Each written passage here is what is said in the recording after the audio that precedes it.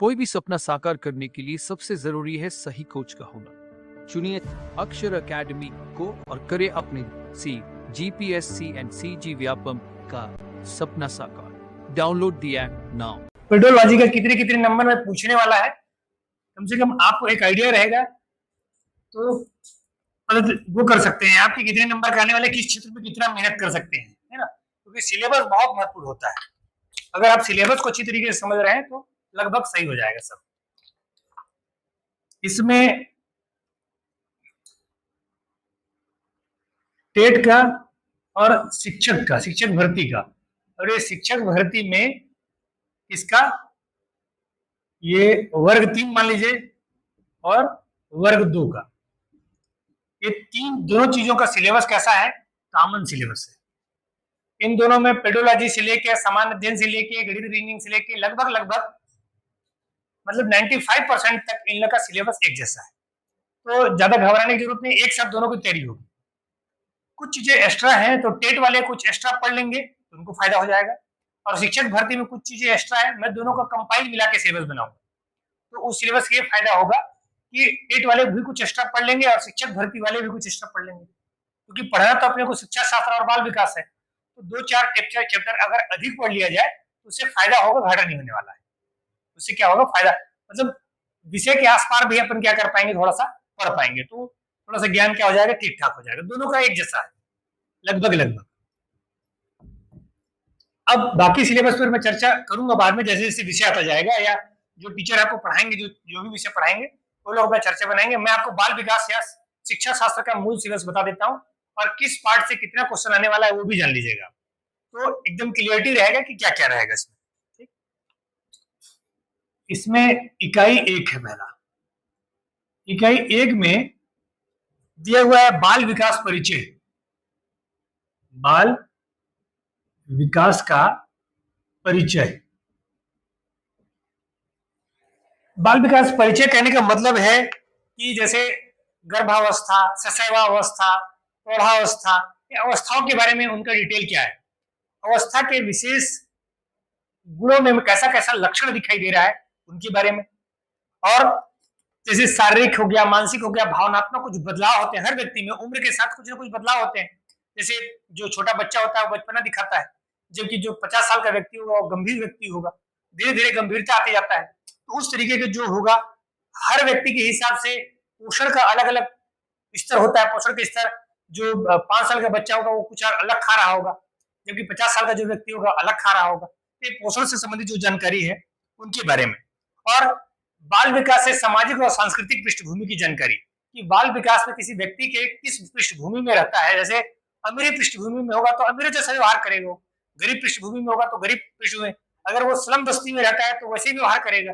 जैसे इन लोगों को आप लोगों को बताते रहता हूँ कि मोगली जंगल में पैदा हुआ था, तो मोगली जंगल में पैदा हुआ था तो वैसे ही तो व्यवहार करता था ना वो। अगर कोई व्यक्ति शहर में पैदा होगा तो वैसे व्यवहार करेगा। तो सांस्कृतिक सामाजिक पृष्ठभूमि के बारे में इसमें कुछ बताया गया है। ये वाला सारा पार्ट पूछेगा 7 नंबर का। इस पार्ट से कितने नंबर का आने वाला है, 7 प्रश्न आने वाले हैं, और 7 नंबर के यहां से पूछेंगे। दूसरा इकाई 2 वाला जो पार्ट है, इस पार्ट में विकास के पहलू, विकास के पहलू, इस पहलू में क्या क्या चीज है। जैसे किसी का सामान्य विकास हो गया, बदलाव हो गया, शारीरिक ऊंचाई, कद, उस तरीके से क्या व्यवहार होना चाहिए, उनका वयस्क कैसे व्यवहार करना चाहिए, वयस्कों का उम्र के बढ़ने के साथ कितनी लंबाई चौड़ाई होती है उनके बारे में, और उसके व्यक्तित्व के बारे में, उनके पृष्ठभूमि के बारे में, ये बहुत सारी चीज दिया गया है। ये भी लगभग पूछेगा कितने नंबर का, 7 नंबर का। ठीक, इकाई 3 है। इकाई 3 में सीखना और संज्ञान का विकास, सीखना एवं संज्ञान। संज्ञान का मतलब होता है खुद से ऑब्जर्व करना, खुद से जानना, मतलब खुद से ऐसा करना कि जैसे मान लीजिए कोई व्यक्ति, हम बहुत सारे मामले में हम जान नहीं रहे किसी मामले में, तो जैसे उस बारे में खुद से जानकारी इकट्ठा करना, खुद पूछना संज्ञान कहलाता है। तो उसके बारे में पूछना है कि सीखना, सीखता है कोई बच्चा, सीखता है या संज्ञान लेता है, उसके बारे में ये भी 7 नंबर का है। ठीक, इकाई 4 जो है वो बताया गया है किसके बारे में, इसका अपन डिटेल पढ़ेंगे, मैं सिर्फ शॉर्टकट में आपको लिखकर एक मोटा मोटी आपको बताना चाह रहा हूं। विशेष आवश्यकता वाले बच्चे, विशेष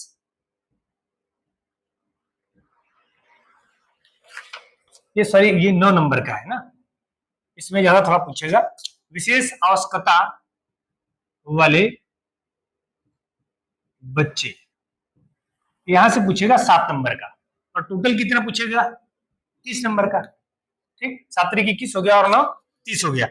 विशेष आवश्यकता वाले बच्चे में है कि जैसे क्षति है, अपंगता है, कोई अक्षमता है, या जैसे कोई बच्चा जो है मानसिक उसका विकास नहीं हो पाता है, तो ऐसे आवश्यकता वाले बच्चों को विशेष आवश्यकता वाले बच्चे को बोलते हैं। इनके क्या जिम्मेदारी है, उनकी कैसे पाठ्यक्रम होने चाहिए, उनको कैसे सिखाया जाना चाहिए, उनका अधिगम का प्रक्रिया कैसा है, और शिक्षक अधिकार अधिनियम 2009 में उनके लिए क्या प्रावधान किया गया है, शिक्षकों के इस संदर्भ में क्या उत्तरदायित्व रहेंगे, क्या भूमिका होगी, क्योंकि ऐसे बच्चों को सिखाना भी तो अपने आप में चुनौती। तो शिक्षक क्या भूमिका निभा रहे हैं, क्या क्या काम करेंगे, इनके बारे में ये मोटा मोटी इसका सिलेबस है। ये पेडोलॉजी के 4 पार्ट में आपका बटा हुआ है। ठीक, हाँ, इसके अलावा मैं आपको एक्स्ट्रा क्या पढ़ाऊंगा, जैसे शिक्षा और मनोविज्ञान, क्योंकि इससे जुड़ा हुआ होता है शिक्षा और उसका क्या होता है मनोविज्ञान। ठीक, और इसके साथ साथ में आपने पुराना पेपर देखा होगा, तो पुराने पेपर में 5-6 क्वेश्चन ऐसे आते हैं, और पुराना पेपर देखा कि नहीं देखा है? हाँ, पुराने 6 क्वेश्चन ऐसे आते हैं जो सीधे तौर पर क्या पूछ लेते हैं, ये कोटेशन से। कोटेशन मतलब समझ रहे हैं, किसी का परिभाषा दे देगा आपसे और पूछेगा कि ये किसने कहा है, ये व्यवहार किसने दिया, या किसी सिद्धांत, तो कोटेशन ना हुआ तो कोई सिद्धांत पूछेगा आपसे, कि कोई सिद्धांत को पूछा जाएगा कि ये इसका 2-3 वैज्ञानिकों के, जो 2-3 प्रोफेसरों के सिद्धांत तो बताए गए हैं, जीन प्लाजा वगैरह हो गया इनका, तो कहा गया है कि आप इनका सिद्धांत बताइए। लेकिन कुछ ऐसे प्रोफेसर हैं जिनके सिद्धांत के बारे में कुछ बोला नहीं गया है, सिलेबस में नहीं बोला गया है, लेकिन उनके बारे में पूछेगा आपसे, क्योंकि वहीं से तो क्वेश्चन बनता है। बाकी इतना सरल टॉपिक तो देगा नहीं कोई। 30 नंबर का अगर दे रहा है और सिलेक्शन इसी पर हो रहा है। अच्छा, टेट में और शिक्षक भर्ती दोनों में आपको बता दूं, सिलेक्शन इसी पर निर्भर करता है, क्योंकि देखिए सामान्य अध्ययन सब पढ़ते हैं, 2 चीजों पर निर्भर करता है, एक तो किस पर, आपका पेडोलॉजी पर, और दूसरा गणित रीजनिंग पर। गणित रीजनिंग आपको मजबूत करना है, अगर आपको, क्योंकि 30 नंबर वहां पर भी आने वाला है, और साथ में आपको क्या करना है, इस शिक्षा शास्त्र को मजबूत करना है, क्योंकि शिक्षा शास्त्र सबका मजबूत नहीं होता है। शिक्षा शास्त्र जो होता है, क्योंकि आपको तो पता है कि बीएड डीएड अगर किए हैं तो किस तरीके से किए हैं, उस समय कभी भी ये ध्यान नहीं रहता है कि हमको अच्छे से ध्यान से पढ़ना है, क्योंकि बीएड करते समय हमारे दिमाग में सिर्फ इतना रहता है कि अभी फिलहाल अपने को डिग्री लेना है, डिग्री लेने के बाद चले जाते हैं। बहुत कम लोग होते हैं जो अच्छे तरीके से क्या कर पाते हैं, पढ़ाई करते हैं। और कई बार ऐसा होता है, इतना सारा असाइनमेंट रहता है, उसको पूरा करते करते विषय की ओर हमारा ध्यान ही नहीं जाता है, सुबह से लेकर शाम तक अपन क्या कर रहे थे, असाइनमेंट पूरा करने में हमारा समय बीत जाता है, तो उसकी वजह से हम पढ़ाई में ध्यान नहीं दे पाते हैं। लेकिन यहाँ पर ऑब्जेक्टिव हिसाब से अपन पढ़ेंगे और कोशिश करेंगे कि सारा चीज लगभग कवर हो जाए, और पेपर हर रोज डलेगा, पेपर हल करना है आपको, उसमें जो भी कंफ्यूजन आएगा उसको चर्चा कीजिएगा। पेपर हर रोज टेलीग्राम में डलेगा, टेलीग्राम में सब लोग जुड़ जाइएगा। ठीक, और यूट्यूब पर जो डाल रहे हैं तो डालेंगे ही, वो तो देखेंगे ही आप लोग देखने के लिए।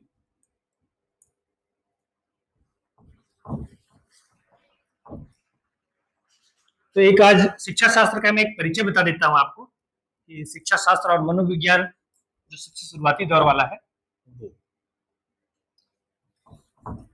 अपन पहले धीरे धीरे चलेंगे, फिर आपको लगेगा, जिस दिन आपको लगेगा कि नहीं आप आगे बढ़ सकते हैं, तेजी से बढ़ते हैं, तो बताइएगा, तो फिर अपन तेजी से आगे बढ़ेंगे, है ना। अब आवाज वगैरह ठीक आ रही है ना? ठीक है।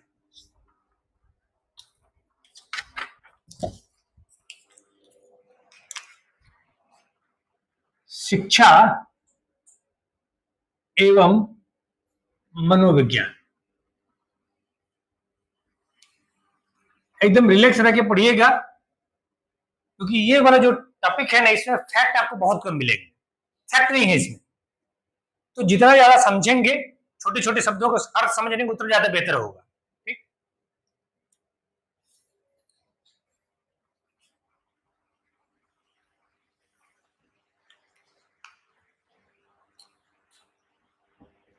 शिक्षा शब्द जो है, शिक्षा शब्द अंग्रेजी के एजुकेशन से बना हुआ है।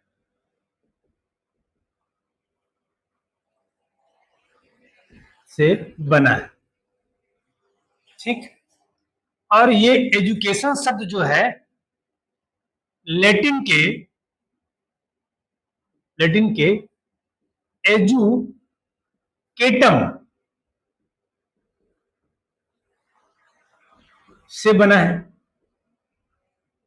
और इस एजुकेटम का अर्थ होता है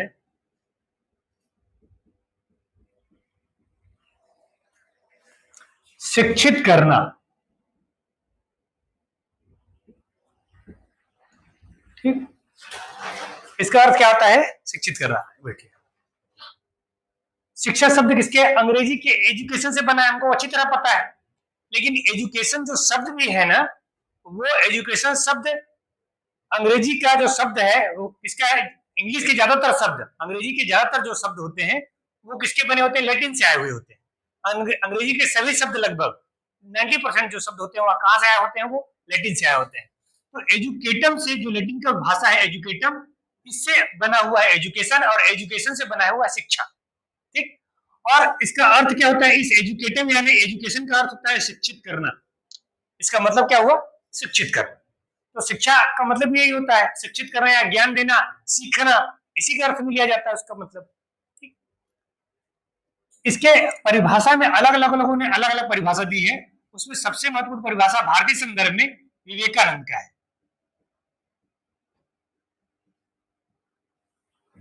विवेकानंद कहते हैं कि मनुष्य में अंतर्निहित, मनुष्य में अंतर्निहित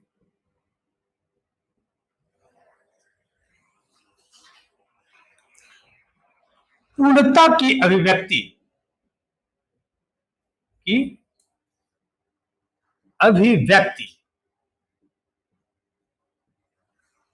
क्या है? अभिव्यक्ति ही शिक्षा है। अंतर्निहित का मतलब होता है जो अंदर बैठा है, या जिस अंदर किसी भावना को, जिस चीज को अपन महसूस कर रहे हैं, जो आंतरिक रूप से व्याप्त है या घुसा हुआ, उसको अंतर्निहित कहता है। पूर्णता का मतलब होता है कंप्लीट महसूस कर रहा हूं। जब इंसान आंतरिक रूप से कैसा महसूस कर रहा हो? पूर्णता महसूस कर रहा हो, खालीपन महसूस ना कर रहा हो। क्योंकि आप एक चीज आपने ध्यान दिए होंगे कि जब आप परीक्षा में जाते हो और आप पढ़ कर नहीं जाते हो तो एक डर पैदा होता है, वो एक खालीपन है। और जब आप पढ़कर जा रहते हो, ज्ञान मतलब आपके अंदर भरा पड़ा है, तो आपके अंदर आत्मविश्वास का संचार हो चुका होता है, वही अपने आप में एक पूर्णता है। तो ये क्या कह रहे हैं कि मनुष्य में अंतर्निहित पूर्णता की अभिव्यक्ति, और उसकी अभिव्यक्ति कैसे होती है? आपके तरीकों से होती है कि आपका जो चाल होगा, आपके सोचने का अंदाज होगा, आपके क्लासरूम में जाने का जो तरीका होगा, वो आत्मविश्वास से भरा हुआ होगा। ये अपने आप को कैसा दिखा रहा है? अभिव्यक्ति कर रहा है। किस बात की अभिव्यक्ति कर रहा है? पूर्णता की अभिव्यक्ति कर रहा है। आपके चाल ढाल में भी वो आत्मविश्वास दिखाई देगा, नहीं तो आप डरे हुए दिखेंगे। आप कैसा लग रहा होगा? नर्वस दिख रहे होंगे, बार बार पैर हिला रहे होंगे, नाखून चबा रहे होंगे, ये नर्वस सिस्टम दिखाई देता है। तो वो चीजें ये बता रहे हैं विवेकानंद कि अंतर्निहित जो आपके अंदर जो भाव है, वो कैसे भाव लेकर आएंगे? पूर्णता की अभिव्यक्ति लेकर आएंगे। पूछ सकता है कि पूर्णता की अभिव्यक्ति किसने बताया है? तो ये आपको विवेकानंद ने बताया है। दूसरी महत्वपूर्ण परिभाषा है गांधी जी की। गांधी जी कहते हैं कि शिक्षा से मेरा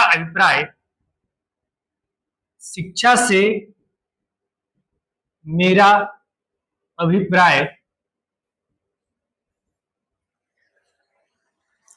बालक एवं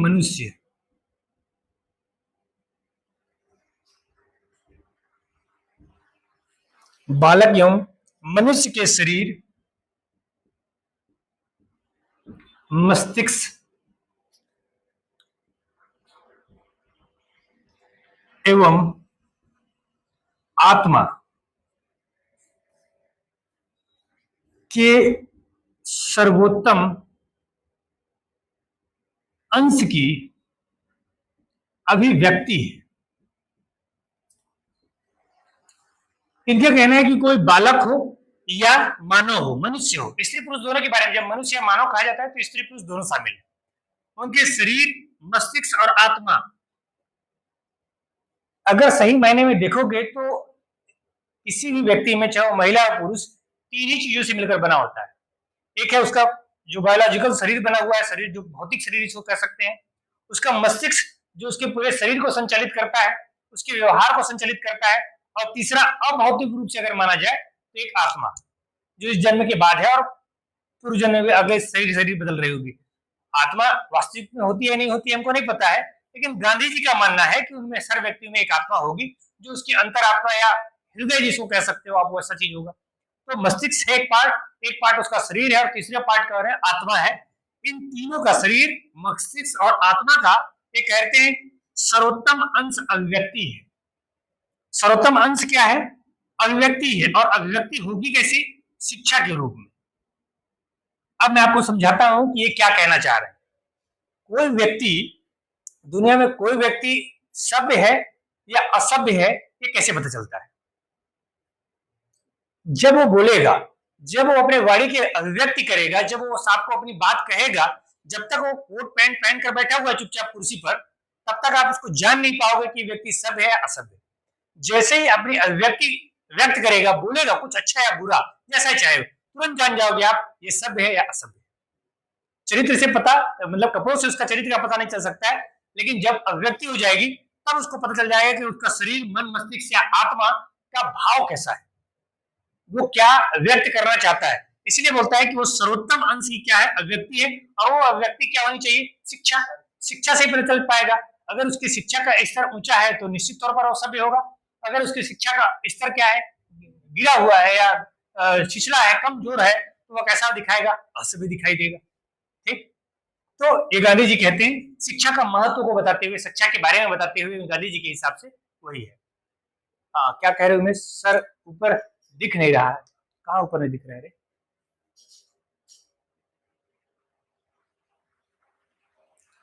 कौन सा ऊपर नहीं दिख रहा है? अच्छा अच्छा, वो लाइट चमक रहा है क्या? यहाँ पर लिखा हुआ क्या? कौन सा चमक रहा है? कहीं पर दिख रहा है क्या? ये वाला बात, एजुकेशन से बना हुआ है, एजुकेटम से बना हुआ है, इसका अर्थ होता है। ठीक, ये वाला भाग नहीं दिख रहा, इसका अर्थ होता है शिक्षा। लाइट की वजह से, किसी लाइट को बंद कीजिए तो देखिए, तो ऊपर वाली लाइट को बंद कीजिए तो एक बार, ये ऊपर वाली लाइट को शायद इसकी वजह से चमक रहा है क्या? चालू कीजिए उसको। अब दूसरे नीचे किसी लाइट को बंद कीजिए तो, हाँ ठीक।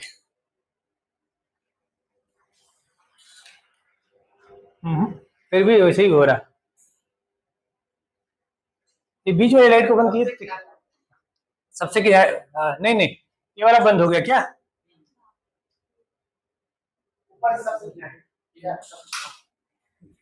नहीं, वो तो और चमकने लगा। हाँ, ये कौन सा बंद हो गया? इधर वाला बंद हो गया। नहीं, इसको चालू करना है। हाँ, चालू कीजिए, इधर वाले को भी चालू कीजिए।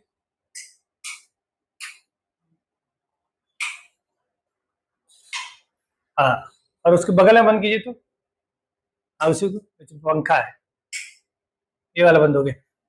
सबसे शुरू वाले, इधर वाले, नीचे नीचे नीचे, चालू कीजिए इसको। अब इसको बंद, हाँ ठीक हो, बस।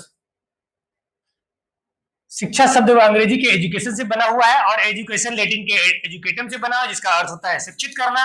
विवेकानंद ने कहा कि अंतर्निहित जो पूर्णता की व्यक्ति होगी वो शिक्षा कहलाएगा।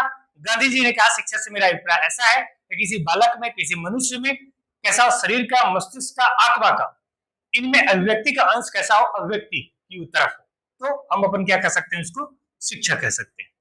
ठीक, ठीक है। अगर आप टेस्टोलॉजी के हिसाब से जाएं,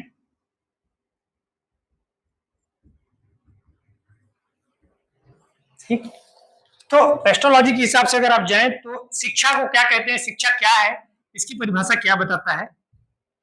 ये बताता है कि मनुष्य की जन्मजात शक्तियों का, मनुष्य की जन्मजात शक्ति का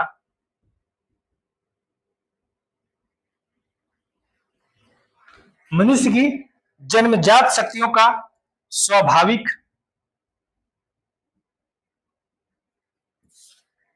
समरूप और प्रगतिशील विकास है। प्रगतिशील विकास है। मनुष्य की जन्मजात शक्ति क्या है? मनुष्य जो भी प्राप्त किया है मानव के रूप में, शारीरिक कद काठी जो प्राप्त किया है वो उसकी जन्मजात शक्तियां हैं। मस्तिष्क जो प्राप्त किया है वो जन्मजात शक्तियां हैं। विचार करने की जो क्षमता प्राप्त की है वो जन्मजात शक्तियां हैं। ठीक। चौथा महत्वपूर्ण चीज है जिज्ञासा। मनुष्य, बाकी जीवों में जिज्ञासा नहीं होती, जानने की इच्छा जीवों में नहीं पाई जाती। मनुष्य ने ही उन्नति की, इसका सबसे मूल वजह था कि मनुष्य के अंदर जिज्ञासा था। अगर मनुष्य जिज्ञासु नहीं होता तो आज इतना सारा कुछ खोज नहीं हुआ होता। तो मनुष्य की जन्मजात शक्तियां यही हैं, जिज्ञासा है, सोचने की इच्छा है। ठीक। ये कैसे होनी चाहिए? स्वाभाविक हो, समरूप हो और प्रगतिशील विकास अगर हो तो हम ये मानेंगे कि शिक्षा का विकास हुआ, शिक्षा प्राप्त कर लिया है। जन्मजात शक्तियों में ही विकास हो रहा है। जन्मजात शक्ति जैसे सोचने की क्षमता जन्मजात शक्ति है, लेकिन सोचने की क्षमता में विचारशील व्यक्ति या चिंतनशील व्यक्ति बन जाए और वो विवेकानंद के स्तर तक पहुंच जाए तो हम मानेंगे कि वो शिक्षित हो गया। कोई व्यक्ति ईश्वरचंद्र विद्यासागर बन जाता है, जन्मजात शक्ति तो उसके सब सोचने समझने की शक्ति तो हर व्यक्ति में मौजूद है, लेकिन शिक्षा के स्तर ने उसको क्या कर दिया? बेहतर बना दिया। तब वो व्यक्ति क्या बन जा रहा है? गांधी जी बन जा रहा है, वो आदमी आइंस्टीन बन जा रहा है, क्योंकि शिक्षा का स्तर उसके अंदर क्या हो गया? ज्यादा आ गया, ज्यादा महसूस कर पाया हो। तो यही बात कहता है, एपिस्टेमोलॉजी कहता है कि जन्मजात शक्ति तो जिसके अंदर मौजूद होगी ही होगी, लेकिन जन्मजात शक्तियों के अलावा वो शिक्षा के अपने स्तर को, लेवल को इतना ऊंचा ले जाए वो क्या हो जाए? प्रगतिशील हो जाए, समरूप हो जाए और स्वाभाविक हो जाए। ठीक। ये एपिस्टेमोलॉजी कहता है। सामान्य रूप से आप शिक्षा को देखें तो शिक्षा क्या है, अगर पूछा जाए आपसे क्या है तो क्या क्या चीजें हैं वो मैं आपको शार्ट में बता देता हूं। पहला, ये संकीर्ण एवं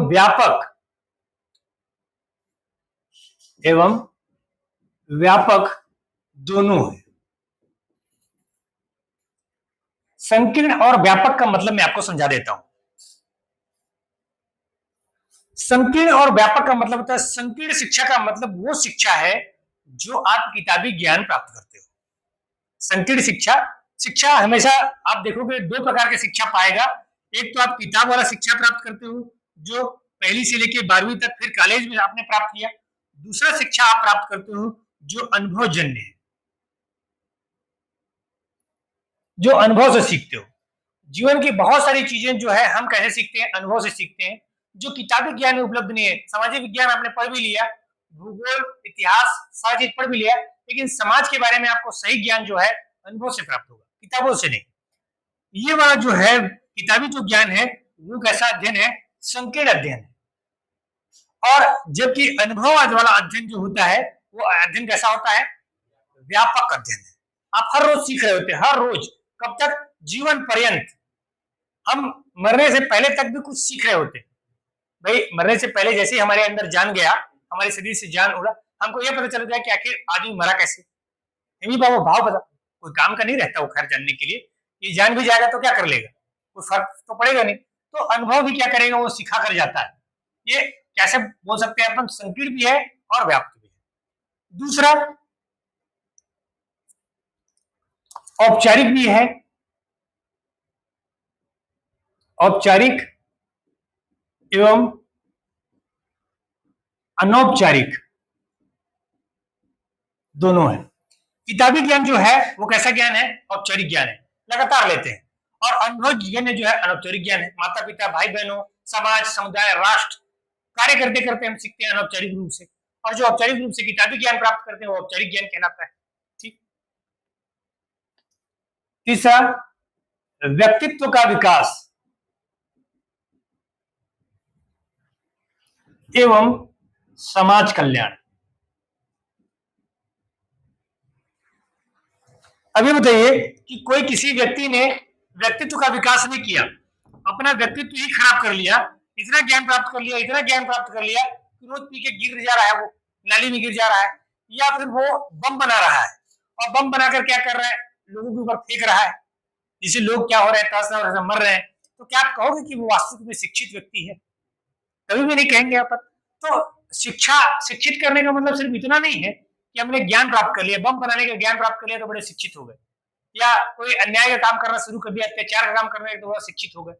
हम क्या मानेंगे कि इस व्यक्तित्व का विकास हो और साथ में कैसी भावना हो, समाज कल्याण की भावना हो।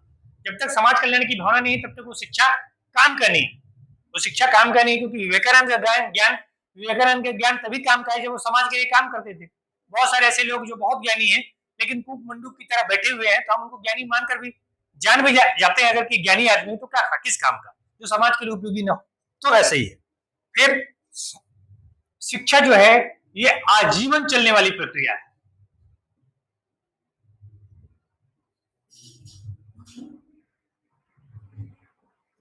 आजीवन चलने वाली प्रक्रिया कहने का मतलब है जीवन के किसी भी मोड़ पर पहुंच जाइए, पैदा होते ही हम सीखना शुरू करते हैं और लास्ट तक, अंतिम दिवस तक कुछ ना कुछ सीख रहे होते हैं, कुछ ना कुछ जीवन हमको सिखा कर जाता है, तो आजीवन चलता है। अगला है सतत चलने वाली प्रक्रिया है।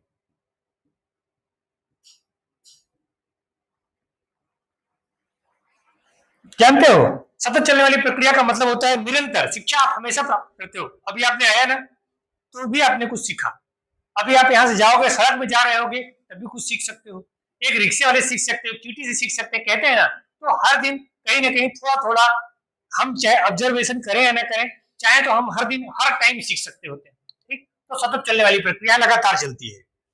फिर बोलता है कि शिक्षा जो है स्वयं को आवश्यकता अनुसार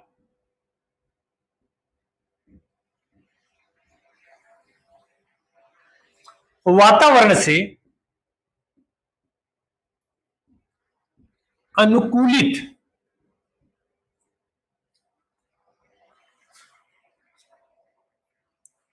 कर लेता है। ठीक,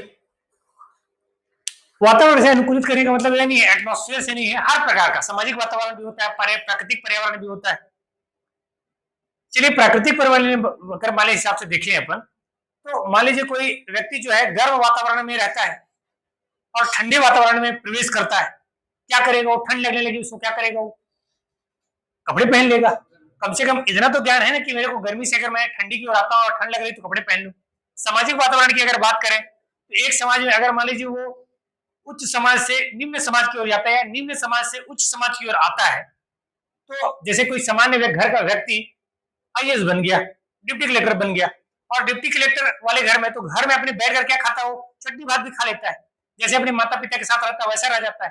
लेकिन जब वो उच्च वर्ग में पहुंचता है तो उनके जैसा व्यवहार कर रहा होता है, छुरी कांटे में खा रहा होता है, कांच के गिलास में पानी पी रहा होता है, तो वैसा व्यवहार करता है, अपने आप को आवश्यकता अनुसार क्या कर लेता है? अनुकूलित कर लेता है। लेकिन आप एक देखेंगे कि एक जो अनपढ़ व्यक्ति होगा वो अपने आप को अनुकूलित नहीं कर पाएगा, वो दूसरे परिस्थिति में जाकर भी वैसा ही व्यवहार करेगा जैसा वो करता आया है, क्योंकि उसको लगता है कि मैं वही कर सकता हूँ, नया तौर तरीका वो सीख नहीं पाता है, तो वातावरण के साथ वो अनुकूलित नहीं होता है। जबकि शिक्षित व्यक्ति क्या करता है? हमेशा शिक्षा प्राप्त व्यक्ति आपको अपने आप को क्या कर लेता है? अनुकूलित कर लेता है। ये शिक्षा का प्रमुख चीज था कि शिक्षा का मतलब क्या होता है। ठीक, ये इसका सीधे पेपर में कुछ नहीं पूछ सकता है आपसे, लेकिन चूंकि आप टॉपिक पढ़ रहे हो, शिक्षा के बारे में पढ़ रहे हो, तो कम से कम आपको जानकारी होनी चाहिए। तो क्या क्या ध्यान रखना है कि अंग्रेजी के एजुकेटम से बना हुआ है, लेटिन के एजुकेटम से बना, जिसका अर्थ होता है शिक्षित करना। विवेकानंद ने कहा कि मनुष्य में अंतर्निहित पूर्णता की प्राप्ति अभिव्यक्ति क्या है? शिक्षा है।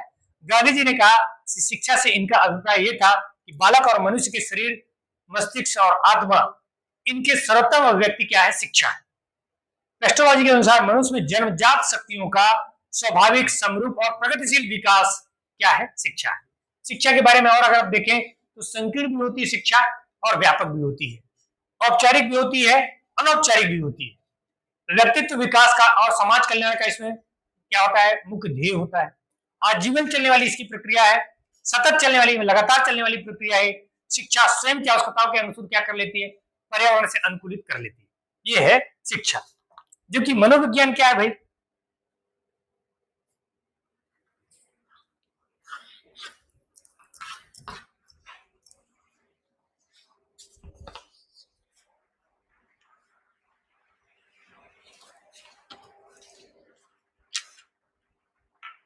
बंद दिख रहा है।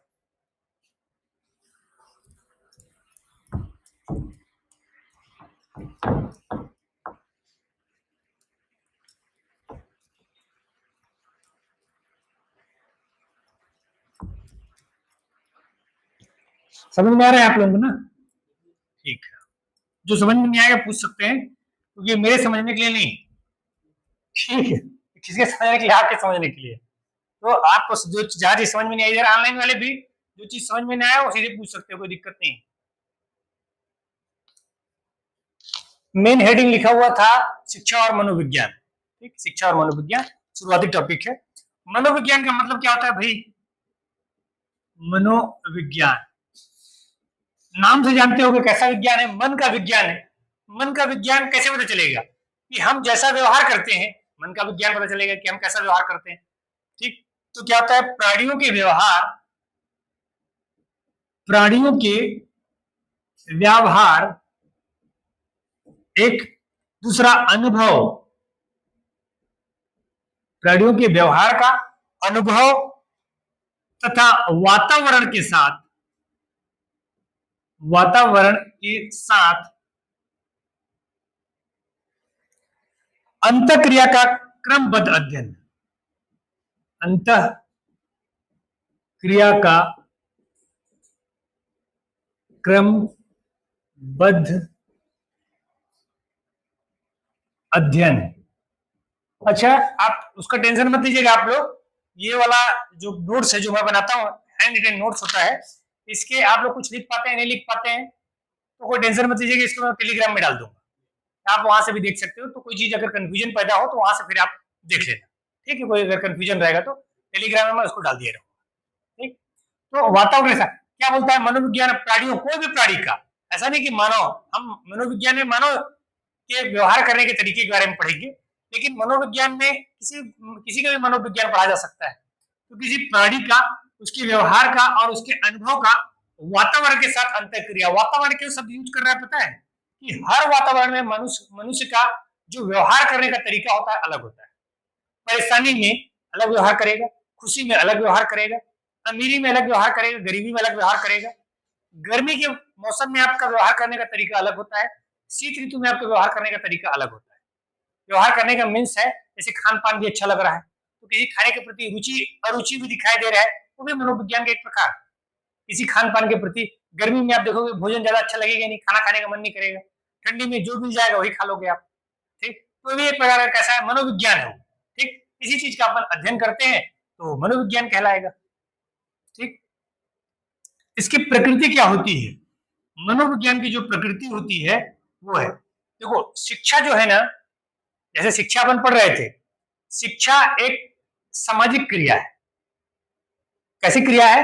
सामाजिक क्रिया है। शिक्षा देना कला है एक प्रकार का, जैसे मैं आपको पढ़ा रहा हूँ तो मैं अपने तरीके से पढ़ा रहा हूँ, अलग टेक्निक होगा, दूसरे टीचर अगर पढ़ाएंगे तुमको अलग टेक्निक से पढ़ाएंगे, हर व्यक्ति। तो एक कलात्मक है शिक्षा देना या पढ़ाना, सीखना भी एक प्रकार का कला है। लेकिन मनोविज्ञान का अध्ययन जो है ना वैज्ञानिक क्रिया है, विज्ञान है, समाज नहीं। ये क्या था? समाज सोशल साइंस जैसा था। ये एक ऐसा प्रकार का विज्ञान है, साइंस है, सिर्फ विज्ञान है, प्योर है, कला नहीं है वो, ठीक। तो ये प्रकृति कैसी होती है इसकी प्रकृति होती है वैज्ञानिक। और क्या बताता है? प्रामाणिकता। और क्या होता है? वस्तुनिष्ठता। सबका मतलब बताता हूं। भविष्यवाणी करने की क्षमता,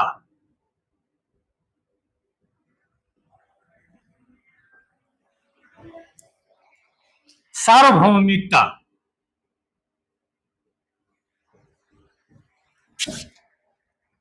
और कार्यकरण सिद्धांत, कार्य कारण सिद्धांत। वैज्ञानिक, इसका ज्ञान वैज्ञानिक है, मतलब कहने का मतलब है कि ये वैज्ञानिक ज्ञान किसी विचार के आधार पर विकसित नहीं किया गया है, ये वैज्ञानिक ज्ञान शोध के आधार पर विकसित किया गया है, कई बार इनका पुनर्परीक्षण किया गया है। ये वैसे ही काम करता है जैसे न्यूटन का नियम, गुरुत्वाकर्षण का सिद्धांत। गुरुत्वाकर्षण का सिद्धांत यहाँ पर भी आप ट्राई करोगे तब भी वो काम करेगा, अमेरिका में ट्राई करोगे तब भी काम करेगा। मनोविज्ञान भी ऐसे ही काम करता है, विभिन्न परिस्थितियों में एक व्यक्ति कैसे व्यवहार करता है उनके बारे में प्रामाणिकता के रूप में, इसका प्रामाणिकता भी है, प्रामाणिक अध्ययन के आधार पर यह तय किया जा सकता है कि ये विज्ञान है। दूसरा ये बोलता है सार्वभौमिकता। सार्वभौमिकता का मतलब ये होता है कि हर जगह वो सिद्धांत काम करे, हर जगह उपस्थित हो। जैसे न्यूटन का सिद्धांत यहाँ पर भी काम करेगा, अमेरिका में भी काम करेगा, जापान में भी काम करेगा, उसी तरीके से मनोविज्ञान के जो नियम होते हैं वो हर परिस्थिति में हर समय पर काम करेंगे। ठीक। तीसरा बोलता है वस्तुनिष्ठता। वस्तुनिष्ठता ये हर विज्ञान का एक गुण है। विज्ञान का सबसे प्रमुख गुण होता है वस्तुनिष्ठता। जैसा है वैसा ही बोल देना वस्तुनिष्ठता कहलाता है। पार्सल ना होना, कोई भेदभाव ना बरतना। तो इसीलिए कहा जाता है, आप लोग कहते हैं ना कि वस्तुनिष्ठ अध्ययन मतलब आपको बहुविकल्प प्रकार के वस्तुनिष्ठ क्वेश्चन दिए जाते हैं। मतलब जो प्रश्न दिया गया है उनमें से एक का जो सब मानते हैं सही है उस चीज का आप आंसर लगा दो। आपको वस्तुनिष्ठ प्रकार का आंसर देना होता है, निश्चित आंसर देना पड़ता है। तो इसका भी मतलब होता है कि जैसा है वैसे ही बता दो, वस्तुनिष्ठ अध्ययन होता है। भविष्यवाणी करने की क्षमता, क्योंकि ये विज्ञान है ना, तो विज्ञान है तो भविष्यवाणी करने की क्षमता है। एक गेंद है और उस गेंद को मैं आसमान पर ले जाता हूं और मैं भविष्यवाणी कर सकता हूं कि अगर इस गेंद को मैंने छोड़ा तो जमीन की ओर गिरेगा। ये भविष्यवाणी छोड़ने से पहले मैं कर सकता हूं, क्योंकि वो विज्ञान है। विज्ञान में हमको पता होता है कि हाइड्रोजन और इसको ऑक्सीजन और हाइड्रोजन को मिलाएंगे तो पानी बनेगा। ये मिलाने से पहले मैं भविष्यवाणी कर सकता हूं ना, क्योंकि वैज्ञानिकता है इसमें। उसी तरीके से मनोविज्ञान में भी हम क्या कर सकते हैं, भविष्यवाणी करने की क्षमता होती है। सामाजिक विज्ञान में आवश्यक नहीं, समझ यानी कला में कोई आवश्यक नहीं है कि कोई व्यक्ति 10 घंटे मेहनत करने के बाद अच्छा क्या बजा सकता है, पियानो बजा सकता है, और कोई व्यक्ति 10,000 घंटे में भी शायद ना सीख पाए। ये भी समस्या है। उसमें प्रामाणिकता की समस्या होती है, उसमें वैज्ञानिकता की समस्या होती है कला में, और भविष्यवाणी करने की क्षमता नहीं होती। विज्ञान में भविष्यवाणी करने की क्षमता है। इस तरीके से इसकी प्रकृति अगर माना जाए तो मूल रूप से इसकी प्रकृति कैसी है, ये पूरी तरीके से विज्ञान है।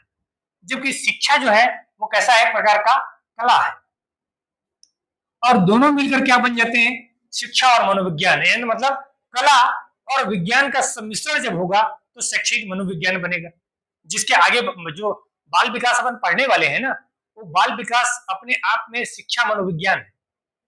इतना बताने का वजह क्या है, आपको बताया जा सके कि बाल विकास असल में क्या है, वो शिक्षा और मनोविज्ञान का मिश्रण बनने के बाद शिक्षा मनोविज्ञान बना हुआ है, जिसका अध्ययन हम आगे करने वाले हैं। क्योंकि उसमें शिक्षा के साथ में मनोविज्ञान का भी अध्ययन कर रहे हैं, कला का भी उसमें अध्ययन है और साथ में विज्ञान का भी अध्ययन है। ठीक,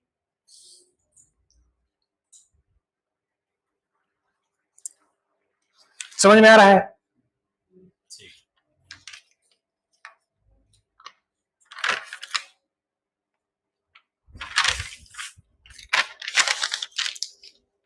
ये टेलीग्राम में मैं डाल दूंगा, उसकी चिंता मत कीजिएगा।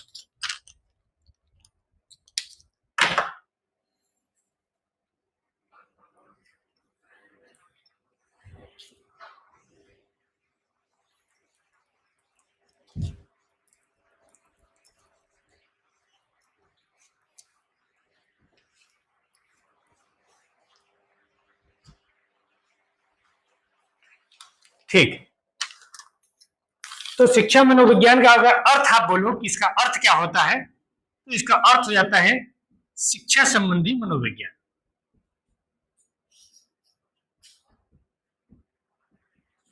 बस और कुछ नहीं। शिक्षा के संदर्भ में मनोविज्ञान, बाकी चीजों के बारे में बात, अपराध के बारे में बात नहीं कर रहे हैं, लूट चोरी डकैती इनके बारे में बात नहीं, हम शिक्षा के बारे में सिर्फ बात कर रहे हैं कि शिक्षा में मनोविज्ञान क्या काम करता है, बस। तो शिक्षा मनोविज्ञान होगा।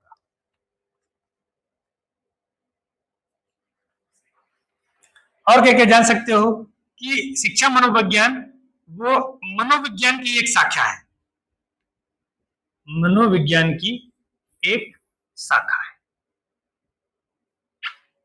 जैसे मनोविज्ञान में अपराध अनुसंधान अलग चला जाता है, एक व्यक्ति कैसा होता है, समाज कल्याण मनोविज्ञान अलग हो जाता है, आर्थिक मनोविज्ञान अलग हो जाता है, सामाजिक मनोविज्ञान अलग हो जाता है।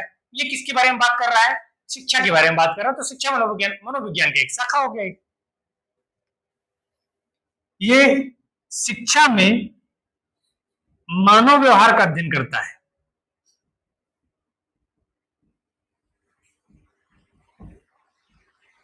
शिक्षा में किसका अध्ययन करता है, मानव व्यवहार का। शिक्षा प्राप्त व्यक्ति और अशिक्षित व्यक्ति दोनों में क्या अंतर होगा, ठीक, उनके मनोविज्ञान स्तरीय में क्या फर्क पड़ेगा। ठीक, ये अधिगम, अधिगम का मतलब होता है सीखना। अधिगम का मतलब क्या होता है, सीखना, अधिगम का मतलब है सीखना। जहां पर भी आगे ये अधिगम शब्द बार बार आएगा आपके, क्योंकि ये आपके सब्जेक्ट में अधिगम जो है जुड़ा हुआ है। तो अधिगम का मतलब था सीखना। अधिगम एवं शिक्षण क्रिया का अध्ययन करता है, एवं शिक्षण क्रिया।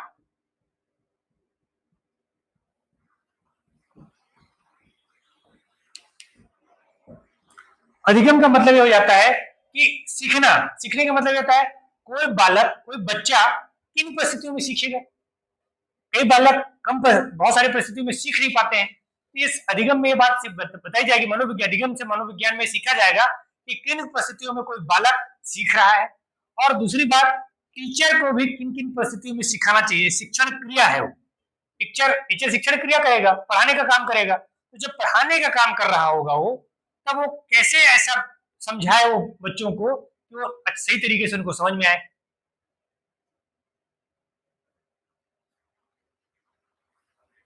हाँ, लाइव वीडियो जो होता है वे 5 घंटे बाद, अभी जो लाइव वीडियो चल रहा है वो 5 घंटे बाद आपके मोबाइल में लाइव क्लास में, जहां पर मैंने बताया रिकॉर्डेड क्लास जहां होते हैं, लाइव क्लास में ये क्या हो जाता है, सेव हो जाता है। 5 घंटे से उसे लिखता है 5 घंटे से 24 घंटे के बीच में। कोई पूछ रहा है इसमें, रीना मेरी पूछ रही है कि कोई रिकॉर्डेड क्लास में बच जाता है क्या। तो रिकॉर्डेड क्लास अपने आप सेव हो जाता है, वो आप वहां से जितने बार चाहे उतने बार देख सकते हैं।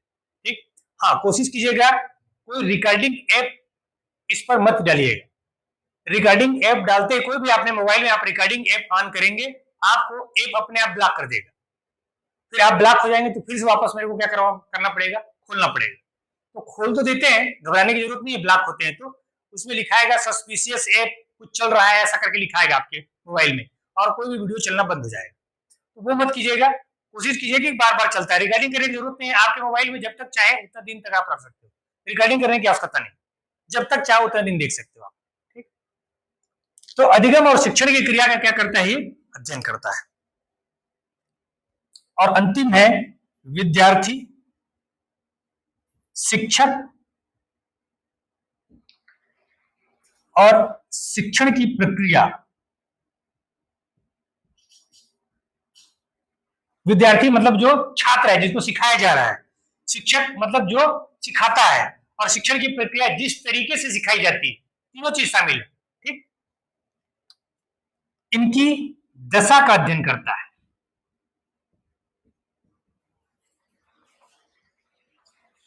किनकी दशा का अध्ययन करता है, विद्यार्थी की दशा का अध्ययन, शिक्षक की दशा का अध्ययन, और शिक्षण की प्रक्रिया की दशा का अध्ययन कौन करता है, शिक्षा मनोविज्ञान।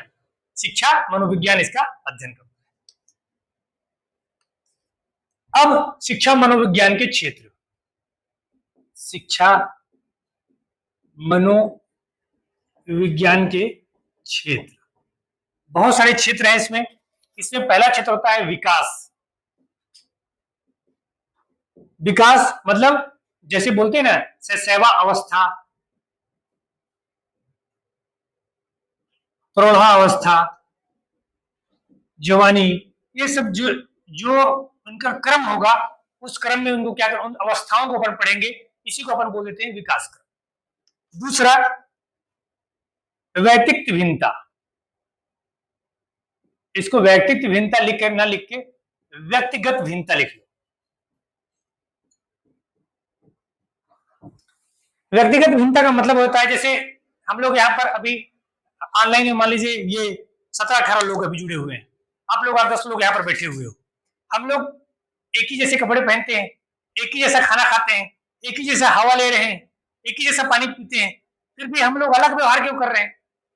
सबका व्यवहार करने का अलग अलग तरीका क्यों होगा? तो वो मनोविज्ञान बताएगा आपको कि अलग अलग व्यवहार करने का वजह क्या होता है। कोई आदमी शांत होता है, कोई एग्रेसिव होता है, कोई बड़ा ही गंभीर होता है, कोई बड़ा मजाकिया होता है, कोई बड़ा ही क्या रहता है, बेफिक्र तरह का जीवन जी रहा होता है, और कोई बहुत पढ़ पढ़ के परेशान हो रहा होता है। ऐसे भी होता है कि नहीं होता है? तो ये व्यक्तिगत भिन्नता है। सामूहिक भिन्नता न होकर कैसी भिन्नता है, हर व्यक्ति की अलग अलग भिन्नताएं होती है। ठीक, इनके बारे में भी अध्ययन करते हैं अपन। तीसरा वंशानुक्रमण एवं वातावरण की भिन्नता।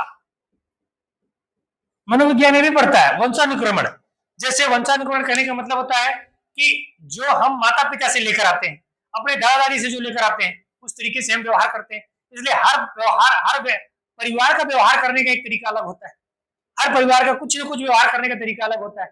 और वातावरण, अगर हम छत्तीसगढ़ के संस्कृति में जी रहे हैं तो हम छत्तीसगढ़ जैसा व्यवहार करेंगे। कोई बिहार का व्यक्ति होगा वो बिहारी कल्चर को फॉलो करेगा, कोई उत्तर प्रदेश का होगा तो उत्तर प्रदेश, कोई अमेरिकी संस्कृति से आएगा तो अमेरिकी संस्कृति। तो ये वंशानुकरण का भी प्रभाव पड़ता है। और दूसरा प्रभाव किसका पड़ता है? वातावरण का।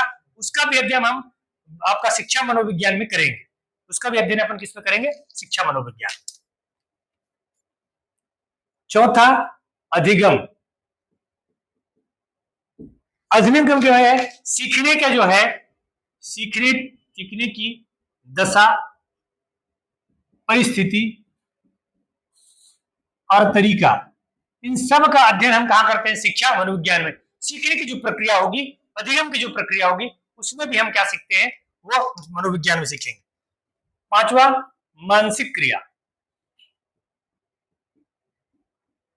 किन परिस्थितियों में व्यक्ति कैसा व्यवहार करेगा, उसका मन मस्तिष्क कैसे विचार करता है, कैसे काम करना शुरू करता है, ये मानसिक क्रिया के अंतर्गत आएगा।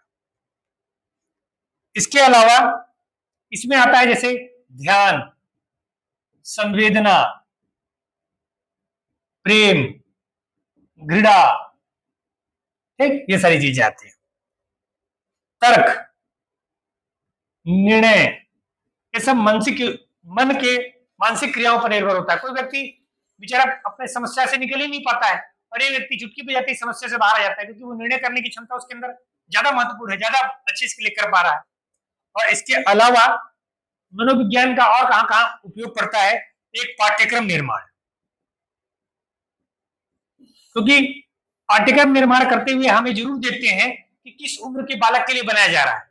पांचवी पारा, जैसे बीए पढ़ने वाले बच्चे का जो बीए है कोई तैयारी कर रहा है, उसके लिए कैसा सिलेबस बनाना है, पहली के बच्चे को कैसे सिखाना है, आखिर पढ़ाना। जैसे मान लीजिए उदाहरण के तौर पर आप उसको हंसेंगे कि भाई मान लीजिए हमारा लक्ष्य क्या है?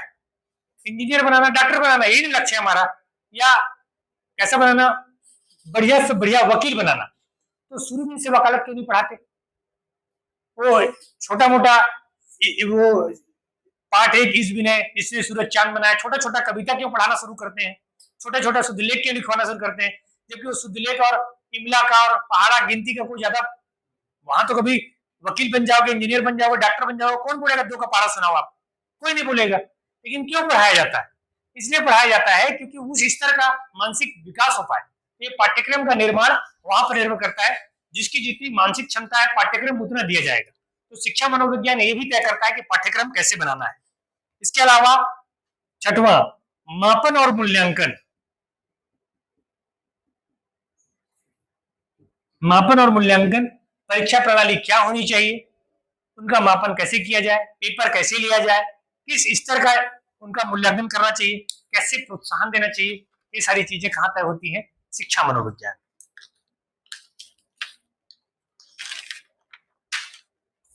ठीक है, और कुछ है मनोविज्ञान का? 2 लाइन और लिख लो। शिक्षा मनोवैज्ञानिक, इनका नाम याद रखिएगा, ये आपसे पूछ सकता है। लिखिएगा, आधुनिक शिक्षा मनोविज्ञान के प्रमुख नाम। प्रमुख नाम मतलब प्रमुख वैज्ञानिक कौन है जिनको माना जा सकता है कि वो कोई जनक तो नहीं है इनका? शिक्षा मनोविज्ञान कोई अलग से विषय तो है नहीं, शिक्षा का अलग जनक है, विज्ञान का अलग जनक है, तो वो विज्ञान की एक शाखा है। तो ऐसा तो कह नहीं सकते कि साइंस के जन्मदाता कौन है, बहुत सारे जन्मदाता हैं भाई साइंस के। लेकिन इनके जो वर्तमान में अगर देखा जाए कि सबसे बड़े नामों में देखा जाए शिक्षा मनोविज्ञान पहले अध्ययन प्रारंभिक अध्ययन करने वालों में 2 नाम मिलता है, एल थार्नडाइक,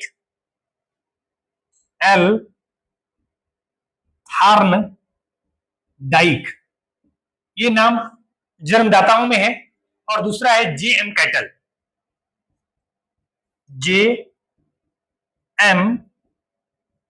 कैटल।